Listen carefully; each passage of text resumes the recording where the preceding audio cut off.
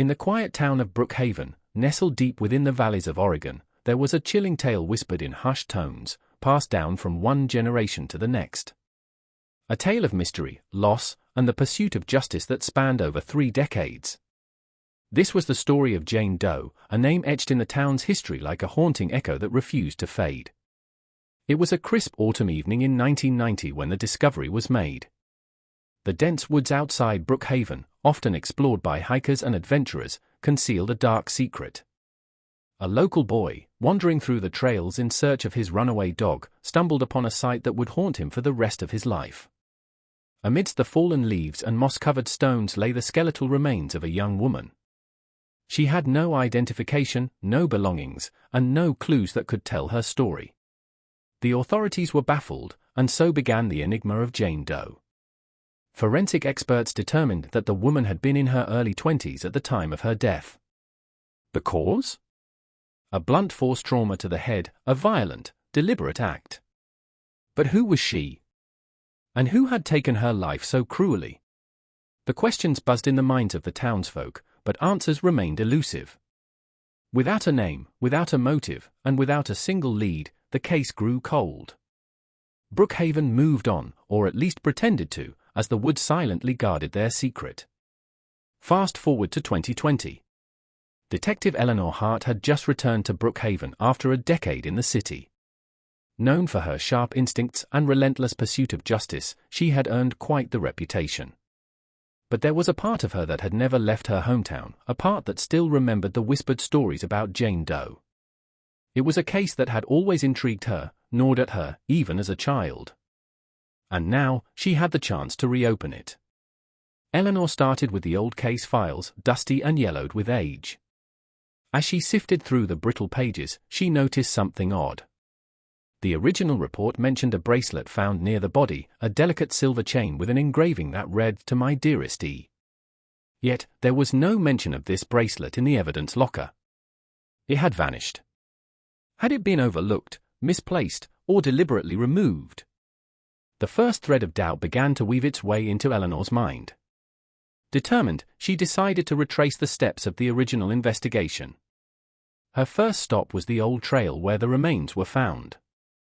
Decades of growth had changed the landscape, but the weight of the past still lingered in the air. With every step, Eleanor's heart pounded, as if the forest itself was watching, waiting. Then, as she stood in the clearing where Jane Doe had been discovered, she noticed something glinting faintly beneath the layers of dirt and leaves. She knelt down and unearthed a small rusted key. What could this key unlock? Was it connected to Jane Doe, or was it simply a relic of some forgotten hiker? Questions buzzed in Eleanor's mind as she pocketed the key and headed back to town. She decided to visit the only living person who had been involved in the original investigation, retired Sheriff Henry Barker. At 92, Henry was frail, but his mind was sharp, his memories vivid. When Eleanor showed him the key, his eyes widened, a flicker of recognition lighting up his wrinkled face. "I've seen that before," he muttered, his voice trembling. "It was found with the body. But it disappeared." Disappeared? Eleanor pressed, leaning forward. Henry's expression darkened. "There were things about that case, things I wasn't proud of. Evidence went missing. Pressure from higher-ups. We were told to close the case quickly, label it a dead end." Eleanor's stomach churned. Corruption? Incompetence? Whatever the reason, it had robbed Jane Doe of justice. But now, with the key in her possession, Eleanor felt a renewed determination to uncover the truth. The key led Eleanor to an old, abandoned cabin on the outskirts of town. It was a place long forgotten, swallowed by ivy and time. As she pushed open the creaking door, a sense of unease settled over her. The cabin was empty, but the air was thick with a feeling of being watched.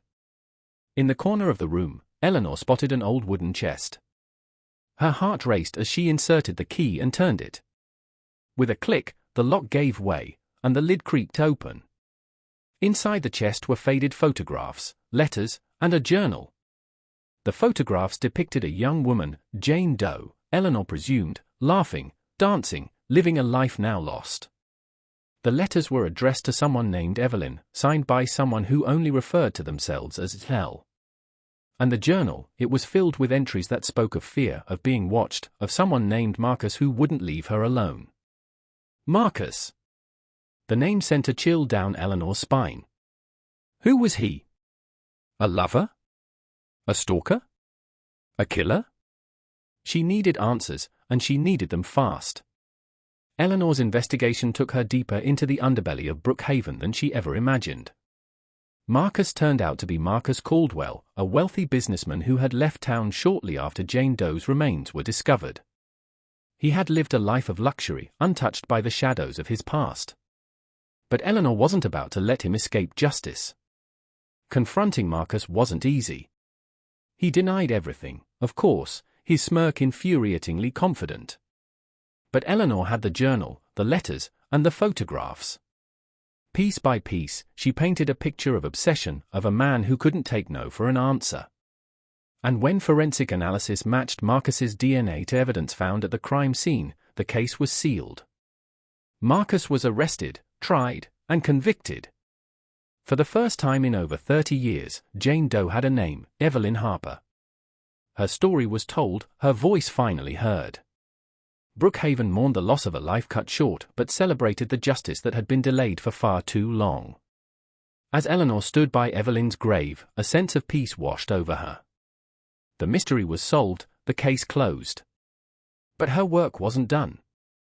There were more stories out there, more voices waiting to be heard. If you've been captivated by this tale, if you felt the suspense, the urgency, the need for justice, then join us. Subscribe to our channel, Behind the Tape, and step into the shadows with us. Together, we'll uncover the secrets that refuse to stay buried.